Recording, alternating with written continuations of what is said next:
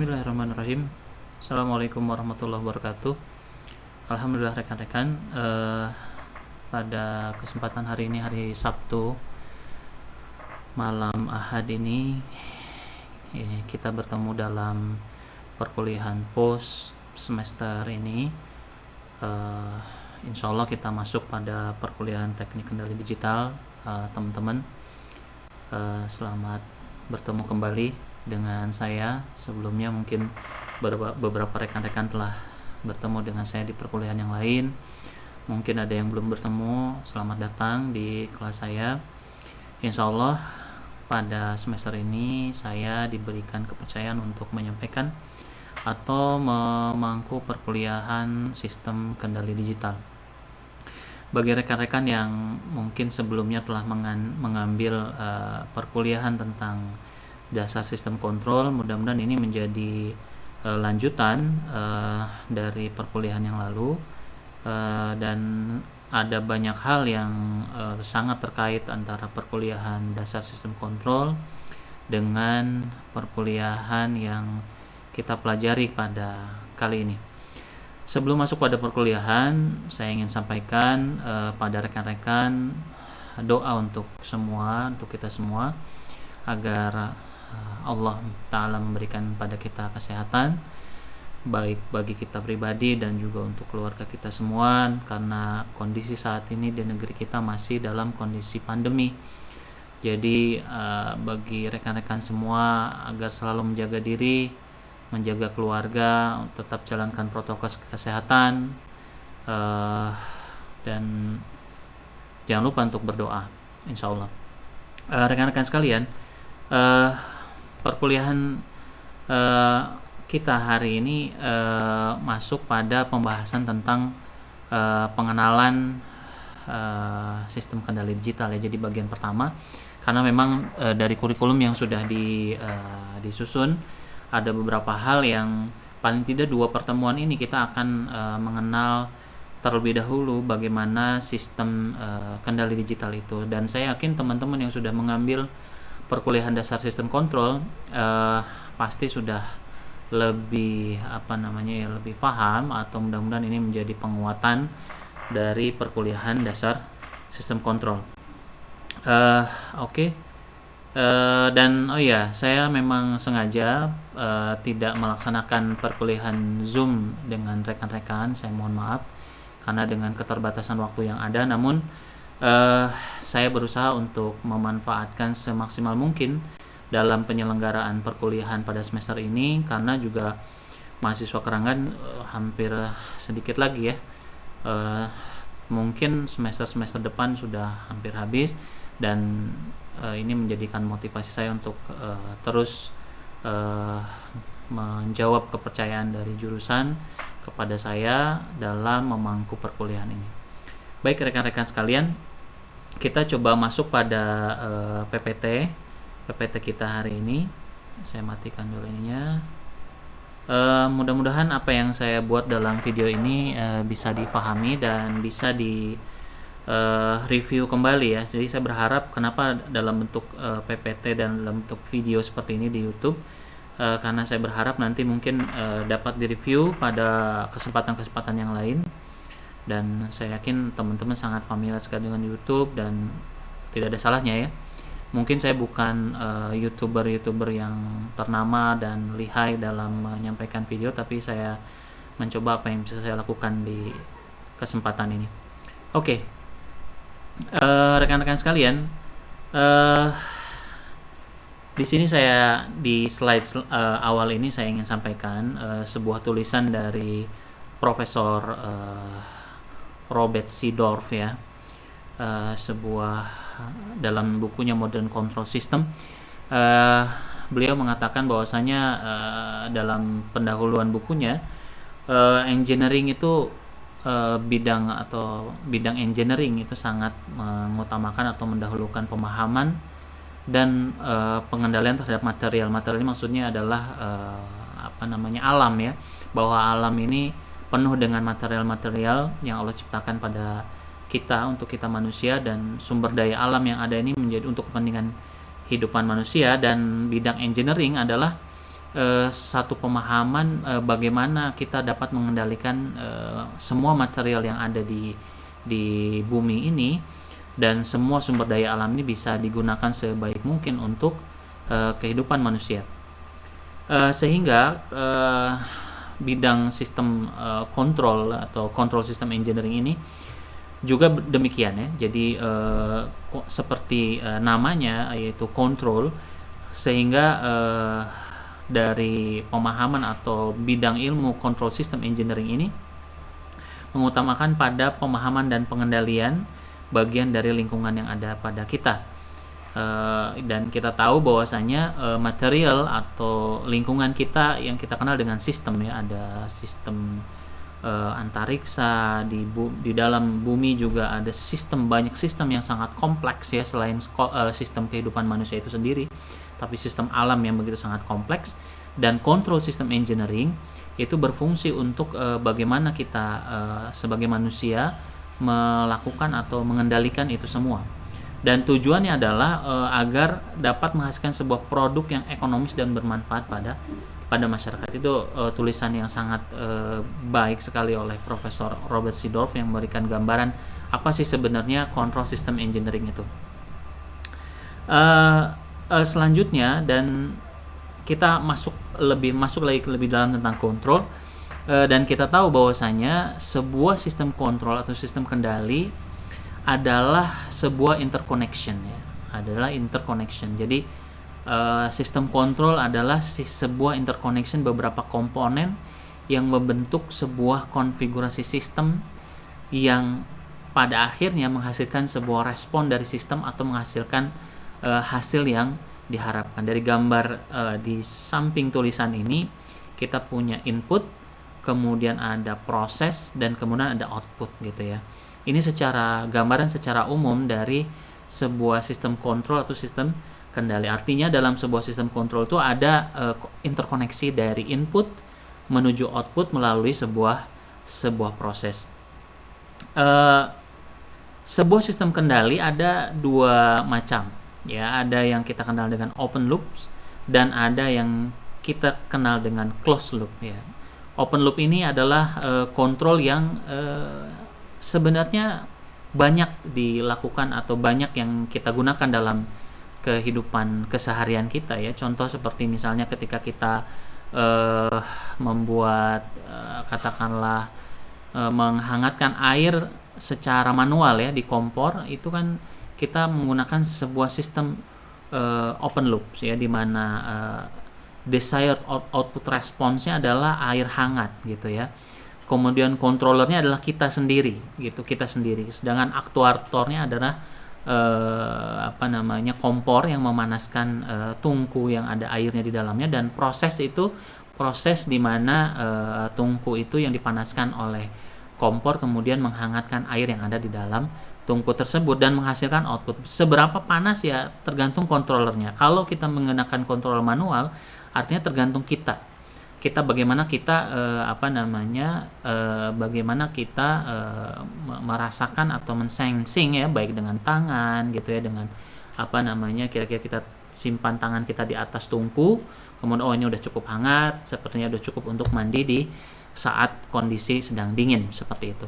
Dan yang kedua adalah sistem kendali yang kita kenal dengan closed loop, dengan closed loop ya. Dan inilah yang akan banyak dibahas dalam perkuliahan ini, di mana sebuah sistem kendali closed loop dibangun untuk menjaga sebuah hubungan satu variabel yang sudah ditentukan atau desired output response itu, atau ditulis di sini sebagai prescribed, terhadap variabel yang lain dengan membandingkan fungsi dari variabel tersebut ya. Kita lihat di sini ada sensor ya. Jadi ada feedback dari actual output menuju sensor, kemudian di-compare dengan output yang diinginkan. Dan inilah yang kita sebut dengan sistem kontrol otomatis ya, seperti itu. Sistem kontrol otomatis, bagaimana penghangat atau mungkin pengatur suhu ruangan, seperti itu. Kemudian pemanas listrik yang sekarang menggunakan sensor-sensor. Nah, itulah satu dari aplikasi dari sistem kendali dengan closed loop. Nextnya, sehingga dapat kita artikan bahwa sebuah controller melakukan manipulasi sinyal error ya, atau kalau kita lihat dari tadi diagram blok yang tadi, bahwa controller adalah membandingkan antara output dengan input yang diinginkan. Artinya misalnya panasnya air yang diinginkan itu berapa derajat dibandingkan dengan kondisi air saat ini yang sedang berjalan, untuk menghasilkan sebuah aksi kendali. Artinya sebuah controller itu melakukan aksi kendali terhadap proses dengan membandingkan antara output yang dicapai saat ini dengan input yang diinginkan atau hasil yang diinginkan, seperti itu ya, baik dalam bentuk listrik gitu ya, cairan atau tekanan udara atau apapun gitu, komponen mekanik seperti itu. Dan dalam beberapa dekade terakhir sistem kendali analog telah banyak digantikan dengan sistem kendali digital ya, walaupun sebenarnya masih banyak ya yang menggunakan sistem kontrol analog, tapi dengan seiring waktu ini dengan hadirnya mikroprosesor, mikrocontroller gitu ya, komputer digital, Raspberry Pi, ini banyak menggantikan sistem kontrol analog dengan sistem kontrol digital seperti itu. Kenapa? Ada apa dengan digital ya? Ini ada apa dengan digital?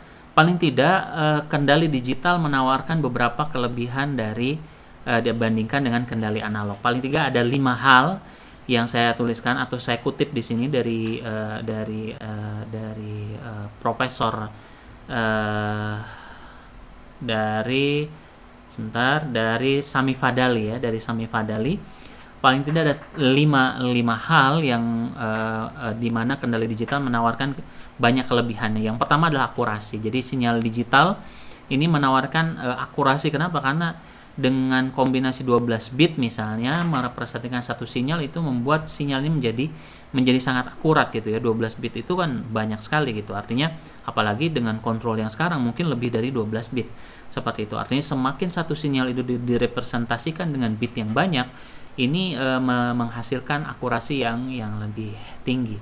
Kemudian yang berikutnya adalah implementasi error. Jadi dari akurasi yang tinggi inilah kita dapat mengimplementasikan dari error yang didapatkan dari sebuah sistem. Artinya kalau misalnya dalam digital kita punya noise yang kadang masih masuk ke dalam sebuah sistem, maka dari sistem digital maka noise ini bakal diminimalisir, artinya dapat dipisahkan gitu atau diabaikan.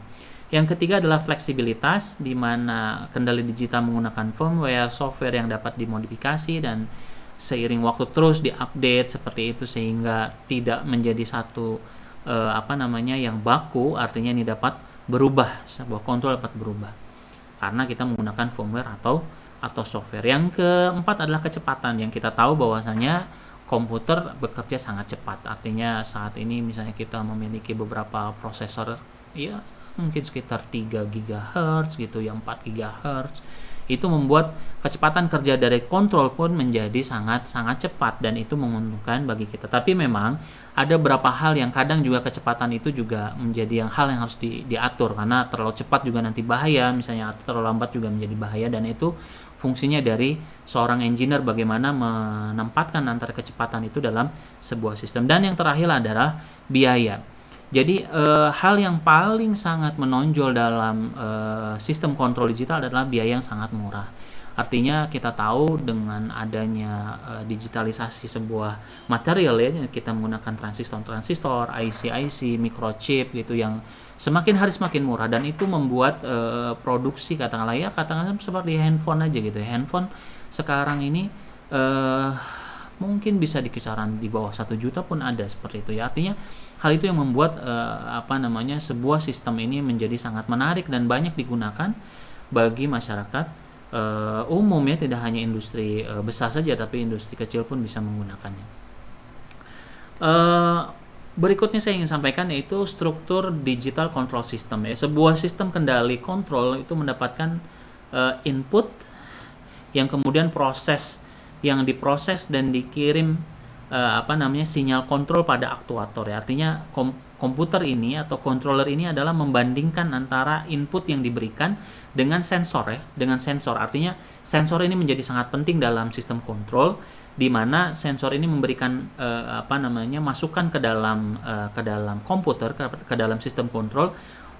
Kemudian sistem kontrol itu menentukan apakah aktuator masih harus bekerja atau sudah cukup gitu ya. Misalnya pendingin ruangan, apakah pendingin ruangan itu harus terus mengeluarkan suhu dingin atau sudah cukup karena suhu yang diinginkan sudah terpenuhi, seperti itu. Dan yang membedakan antara sistem kontrol digital dan analog adalah pada sisi ini ya.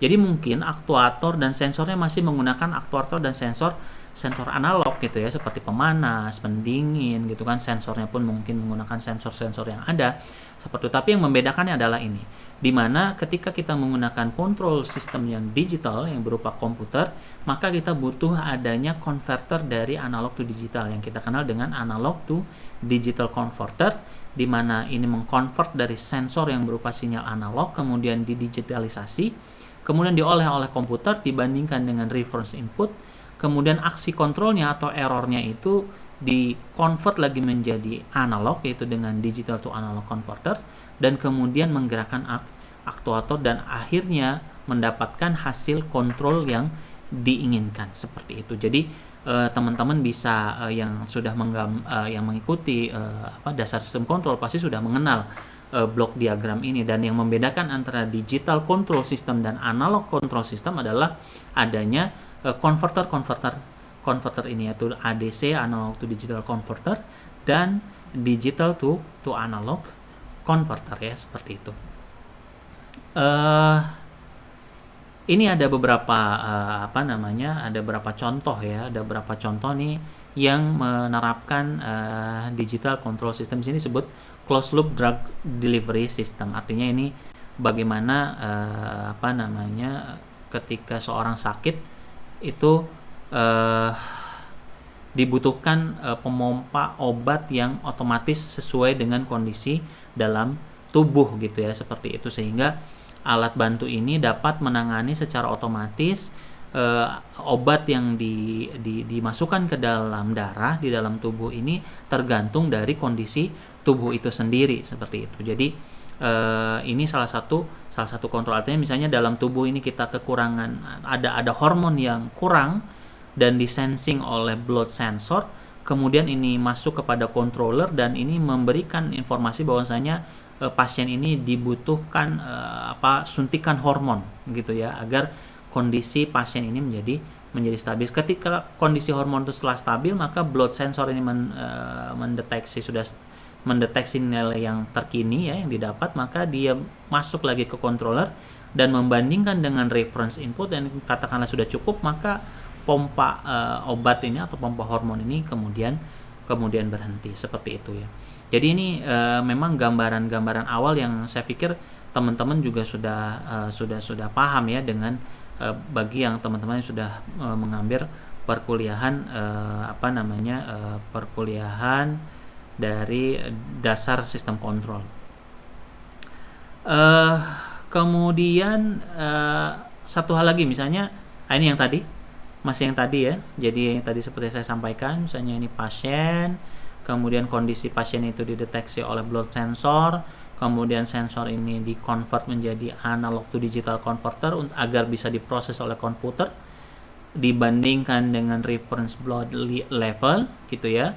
Kemudian sinyal kontrolnya di sini kemudian di-convert lagi menjadi analog dan diteruskan pada aktuator berupa drug pumping gitu ya, dan kemudian dikeluarkanlah hormon atau obat itu ke dalam tubuh pasien, dan hasilnya adalah kondisi atau nutrisi dari kondisi pasien itu dalam keadaan stabil seperti yang diinginkan. Nah ini ada lagi juga contoh lain ya, ini dari saya ambil dari bukunya Digital Control System Design and Analysis dari Profesor Phillips dan T. Nagel. Misalnya kita punya satu sistem pendaratan otomatis ya, satu sistem pendaratan otomatis. Saya hilangkan dulu ininya. Oke. Satu sistem pendaratan otomatis di mana pesawat akan mendarat secara otomatis. Artinya pendaratan otomatis ini paling tidak memiliki 3 bagian penting. Yang pertama adalah radar unit, dan radar unit itu berfungsi sebagai sensor. ketinggian atau posisi pesawat, kemudian control unit itu yang mengatur dan mengendalikan sinyal kontrol, dan yang terakhir adalah pesawat itu sendiri yang berupa aktuatornya ya, di mana dia misalnya menurunkan ketinggian gitu, menurunkan sayapnya sehingga kita dapat dan pesawat itu dapat turun ketinggiannya, atau memiringkan badan pesawat sehingga dia merubah posisi pesawat sesuai dengan koordinat yang ditentukan, seperti itu. Paling tidak ada 3 hal. Kemudian, nah ini contohnya automatic, kita masuk ada automatic landing system nih, misalnya yang dia ambil sini hanya bukan ketinggiannya saja ya, tapi kita pause dulu rekan-rekan.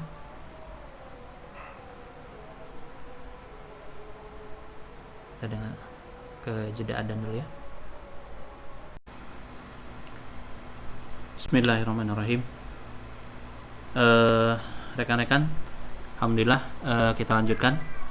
Tadi kita terpotong sholat isya dulu.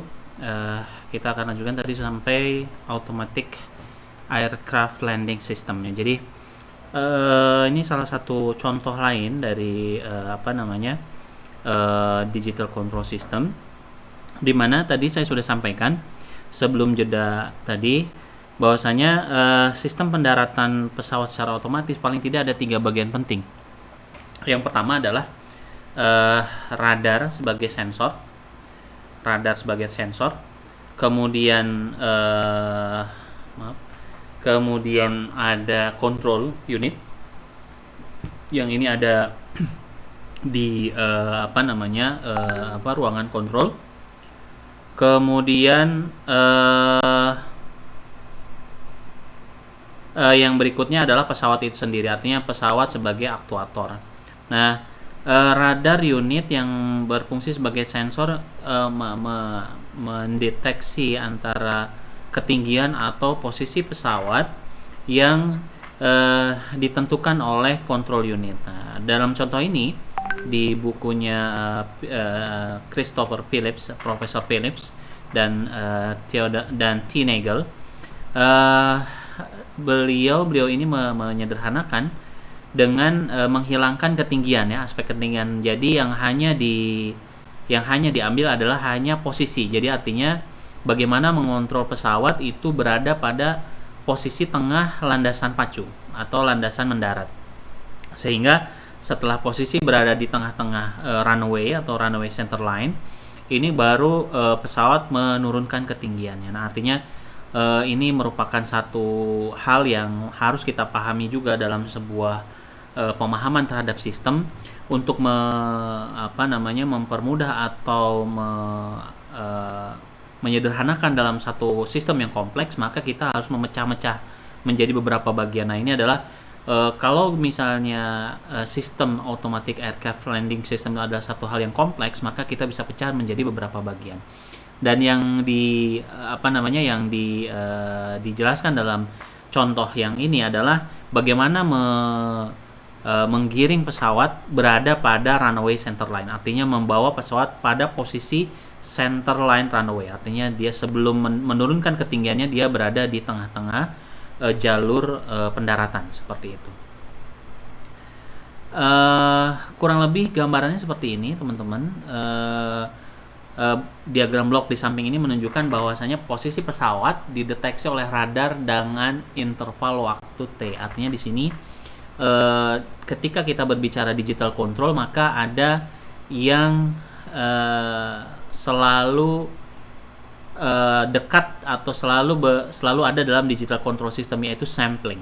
Nah, makanya selalu diibaratkan dengan saklar. Artinya T, interval waktu T adalah sampling time yang berada dalam satu control system digital, ya kan?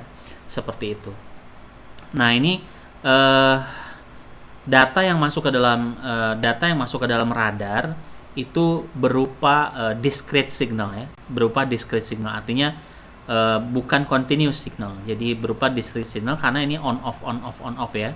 Jadi radar ini mendeteksi kondisi posisi pesawat. Kemudian eh, kemudian menghasilkan sinyal yang dikirim menuju digital controller. Ini disebutkan lateral digital control.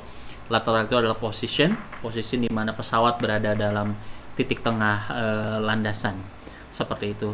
Sinyal kendali kemudian ketika posisi sensor sudah didapatkan dari radar, maka di compare dengan desired position, maka dihasilkanlah error. Maka error inilah ada sinyal kontrol yang masuk ke dalam data hold. Di sini ada data hold. Kenapa data hold? Karena dalam kontrol pesawat tidak bisa secara terus menerus gitu ya. Artinya perlu ditunggu dulu apakah benar posisi pesawat sudah berubah atau tidak. Makanya di sini ada data hold, di mana di sini nilai ditahan terlebih dahulu sampai posisi pesawat terakhir sudah diterima oleh radar. Artinya data akan di hold sampai sini, sampai komen berikutnya atau sampai posisi berikutnya masuk lagi ke data hold. Artinya di sini ada dua position. Ada dua posisi yang pertama dan posisi yang berikutnya. Artinya kalau posisi yang berikutnya sudah diterima, maka ini baru dilanjutkan dengan bank command, yaitu berupa sinyal kendali apakah misalnya pesawat masih bergeser, perlu bergeser ke posisi berikutnya, atau memang sudah pada posisi yang tepat. Seperti itu. Jadi dan begitu terus menerus sampai dengan pesawat berada di posisi tengah landas pacu atau landasan untuk mendarat.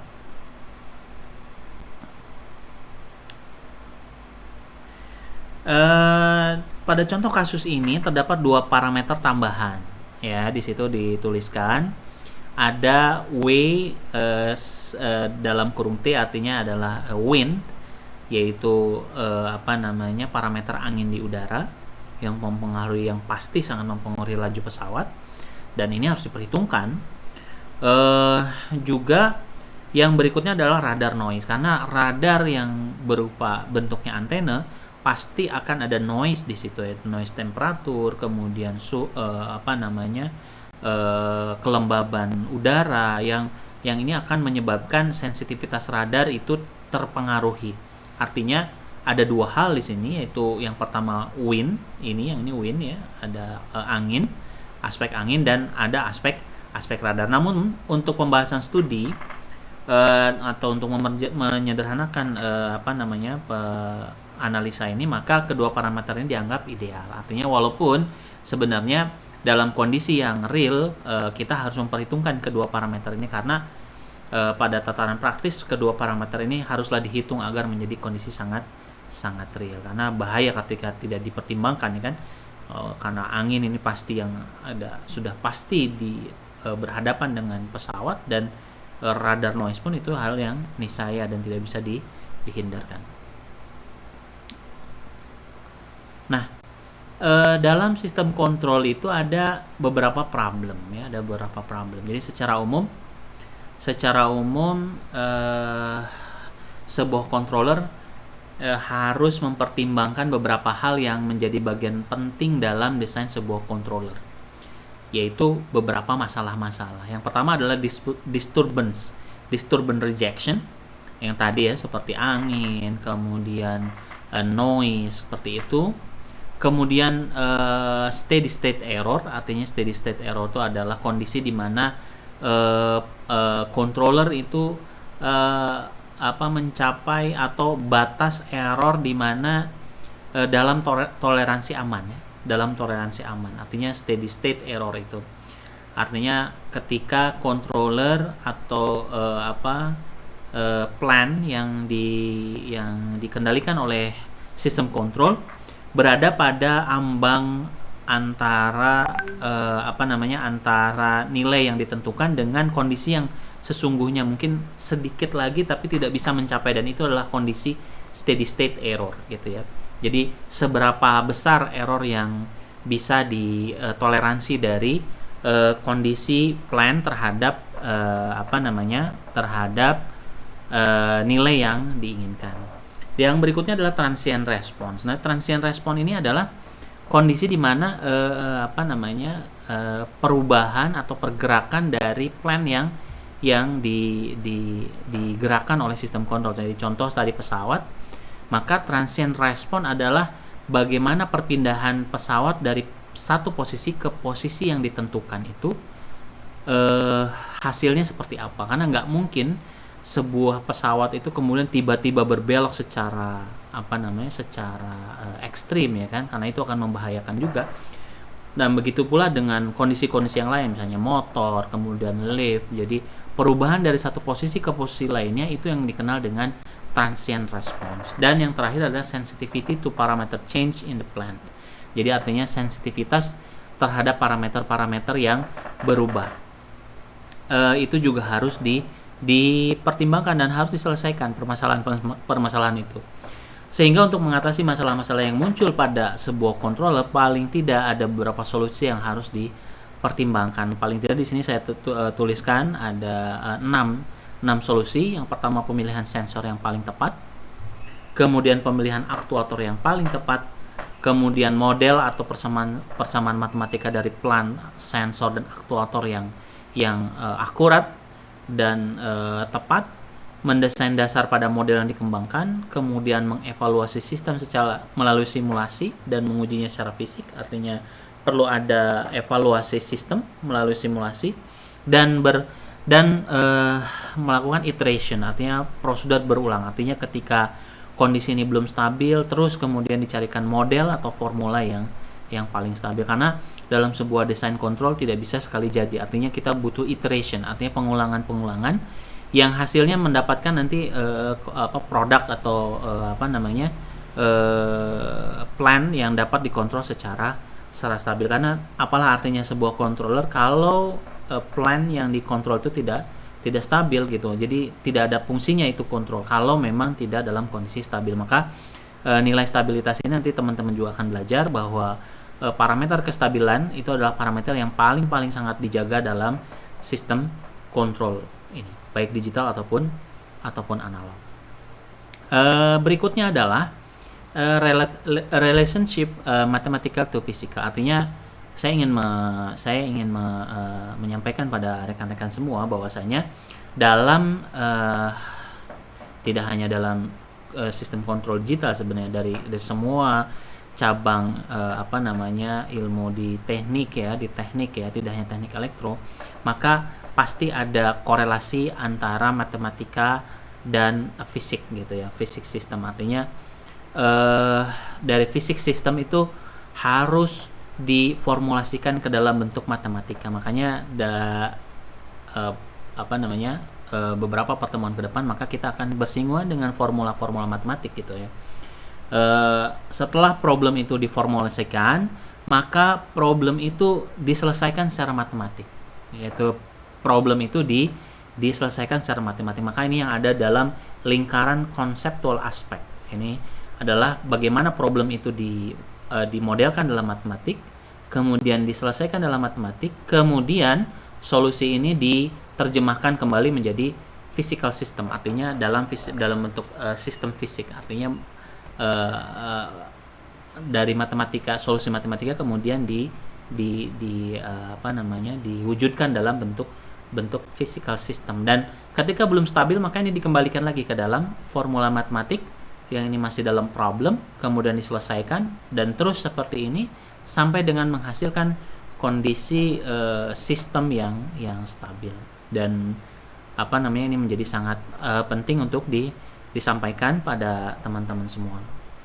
Kesulitan yang terjadi pada seorang desainer sistem adalah bagaimana memodelkan permasalahan. Nah, ini yang saya pikir ini menjadi juga hal yang hal yang harus kita singgung, karena tidak mudah untuk memodelkan permasalahan dalam bentuk matematik ya.